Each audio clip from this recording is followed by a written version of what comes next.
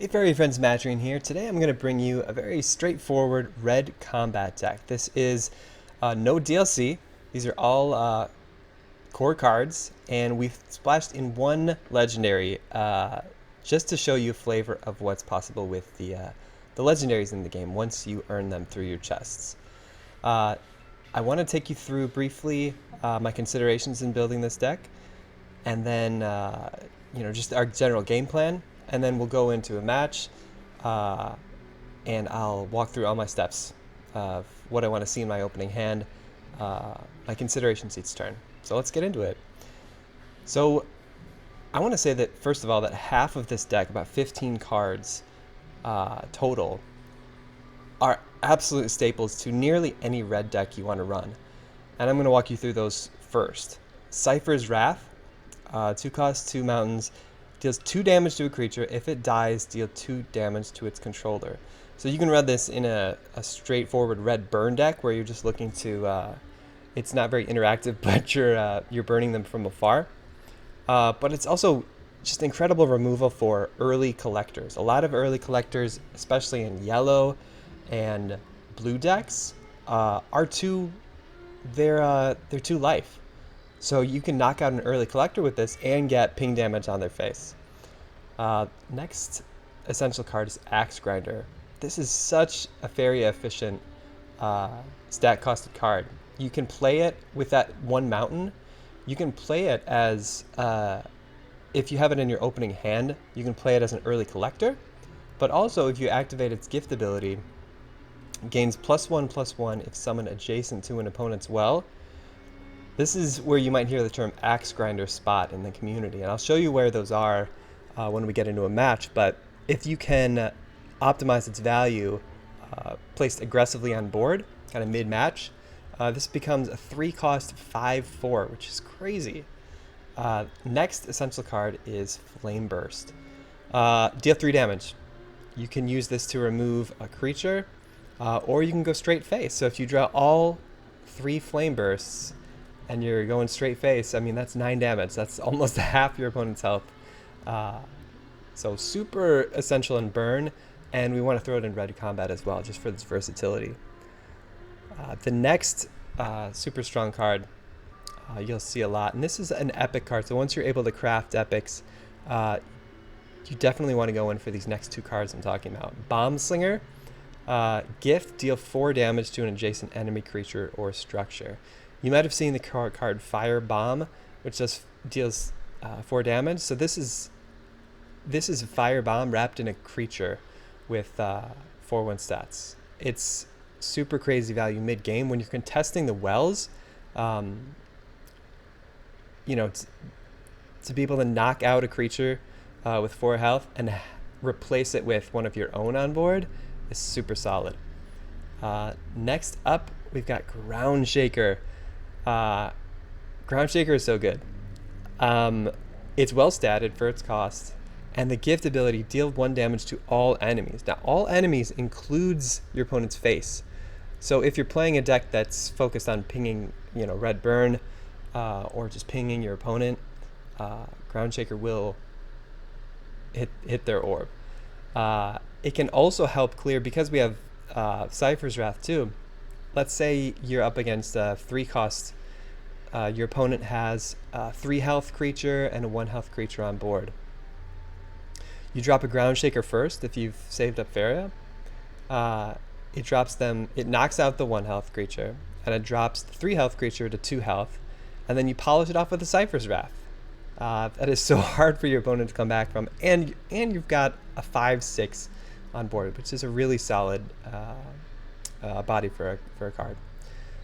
Next up, I want to get into the combat mechanic of this deck. That's the other half of our deck. So combat ability, when you fight a creature directly, their ability activates. So the essential. Let me take you through each one of these. Underground Brigand is like you're going to get value off of this card. If your opponent doesn't remove it with Flame Burst, which doesn't trigger the combat ability, the first time you hit in, you're going to gain 2 Faria. So instantly, you've just made Underground Brigand a 1-cost red card. So super good early on. Kind of mid-game when you're working for the wells in between when you're mid-board, that extra fairy gain, fairy value can really turn the tides in your favor, I think. Next up we have Grimguard and Shed and Brute. I want to cover both of these because their combat ability is the same. Deal 2 damage to your opponent. So we're going to be going same side as our opponent because we want to be smashing our creatures into them. Grimguard's great for, the taunt ability. Can lock them down mid-board, and you have to deal with the Grimguard. You can't avoid it. And with the 5 health on Grimguard and the 6 health on Shed and Brute, you might just get 2 pings in, 2 combat pings in before they go down. So, that's going to be burning their orb, and imagine placing one of these next to your opponent's orb. You're going to be dealing, like Shed and Brute, you're going to be dealing the 3 damage to their orb, but also 2 damage from the combat ability. That's 5 damage from 1 hit. Now, Herald of War is kind of my tech choice in this red combat list. It's not essential, but I really wanted to go full in on the combat ability to show you its value. If we can get Herald of War drawn down on board before we get most of our combat creatures, that's where it's going to have its most value. Give the next combat creature you summon +1/+1. So we drop a Herald of War, we slam it into something, and then we play an Underground Brigand, and we're dropping a 3/4. If you can trigger it twice, because it's got 4 health, all the better. Now, Gift of Steel. This is our event card that works specifically well with combat abilities. Give a creature 3 attack. But if it's a combat creature, give it +3/+3 instead. Let that sink in for a moment, how this can swing it. You want to play this, so if we have a 2/3 Underground Brigand on board, our opponent might not be too intimidated by that. So they might leave it on board. But the next turn, when it's your turn, you can surprise them by throwing a Gift of Steel on it, and suddenly you've got a 5/6, or your Grimguard is a 5/8. Your Shed and Brute is a 6/9. That's ridiculous and so hard to deal with. I like to save my Gift of Steels for when it's my turn, so I can at least clear something of theirs or hit face before they use hard or soft removal, like an enchantment or or hard removal like Last Nightmare to knock it out. The tricky thing about if you're going up against yellow decks, especially with Grimguard and Shed and Brute, is they are susceptible to Choking Sands, which destroys creatures that have 3 attack or less. So Choking Sands on a Grimguard I think Choking Sands costs 4, so that's like an even fairy at trade. But you don't want to say to hit a Shed and Brute because it's a 5 cost, and that could be a real blow. If you are up against yellow and you think they have, it's tricky because yellow can run both Choking Sands and Last Nightmare. You probably are only going to see 1 Last Nightmare in each deck because it's so highly costed. But it can be tricky if you know that your opponent has already played, there may be 1 or 2 Last Nightmares for some odd reason. You might want to pre-buff. Or that they have, maybe they're going to drop something that could remove the health of your creature. You might want to pre-buff them with the Gift of Steel, but I generally like to use it when I'm on the aggressive turn. Lastly, we have a red legendary, Cypher Blood Tyrant. When Cypher destroys a creature, he gains attack and life equal to the destroyed creature's base attack and life. Okay, so it's a little hard to grasp unless you see it in action, but let me see if I can phrase it for you. 5/6, if we're going up against a 3/3 water elemental, we're going to destroy it.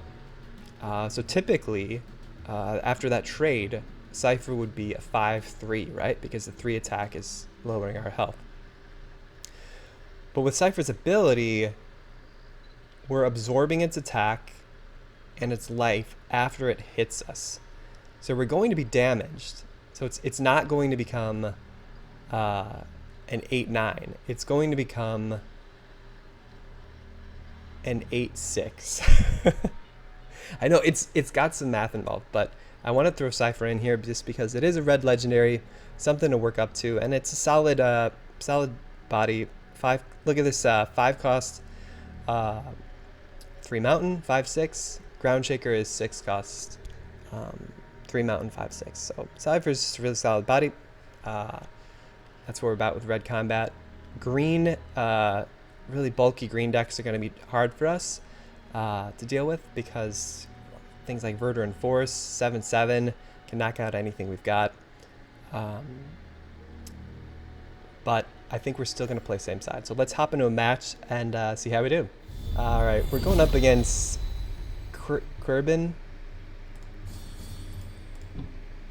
This is actually a really cool cosmetic display. This bright wisp, a little too bright for me, held up by the palm, and I love the float stone thingers. I'm gonna start middle because I don't know what side he's playing, and next turn probably double neutral to whichever side he's gonna go.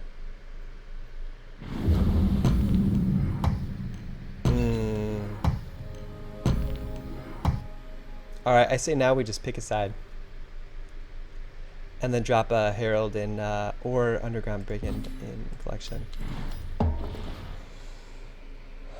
I usually like an early signal. Oh, wait, why didn't that show on for me? Princess Anea. Hey, thanks for the follow. Did that show to live? Did that show up for you guys? Let me play it again then. Oh, great. Going same side.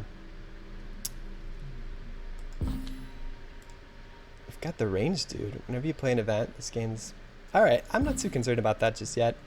The question here is, do I want to build into the wells or not? I kind of want to go up, honestly, because it gives me the versatility to... do I flame burst that? No. No, I'm going to hold. He could build a desert right here. And then we can move up. We can knock this out with a flame burst if we really wanted. Move up and get an aggressive axe grinder spot. That's kind of nice. Or drop a great value on our Underground Brigand coming down. If we can get a combat on this Herald, we could get that as a 3/4.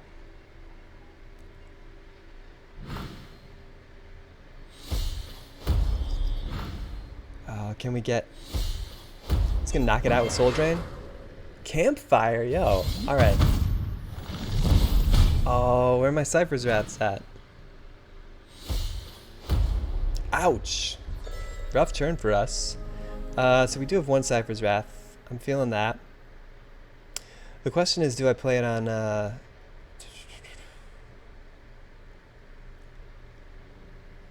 So this is going to be a 3/4. Shaitan Demon's going to burn him there. I want to keep him off Faria. I'm going to get the Axe Grinder spot. I know I want to knock this out. And then we got 2 plays here. We can go 3/4. No, I don't want to drop the Underground Brigand because he's just going to trade into it. But that does leave our...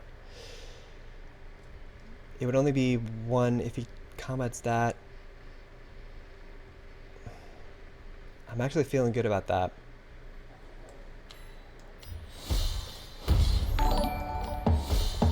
Yeah, I'm feeling good. Let's pass. Ooh, I just heard it again. Pickway, thanks for the follow. Hey, thanks, Moon. This is casual? Yeah, I don't know. I'm playing a beginner red deck. And I don't know why I care about rank so much, but wanted to go into casual for it.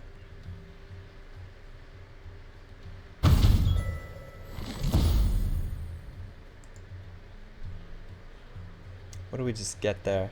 All right, he did trade into the Brigand. That's great, actually. If he doesn't have anything that's this turn, nice. We can knock this out with a ground shaker and move up and get an aggressive mountain here for next turn, playing a Shed and Brute. That we can knock this guy out and keep him off of collection period. Yeah, I'm feeling solid about that.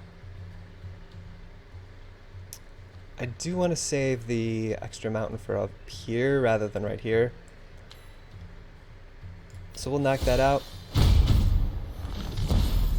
Great. And let's just get the mound down. Nice, we got it. So there you go. Going up against yellow and straightforward red combat deck. I hope you enjoyed.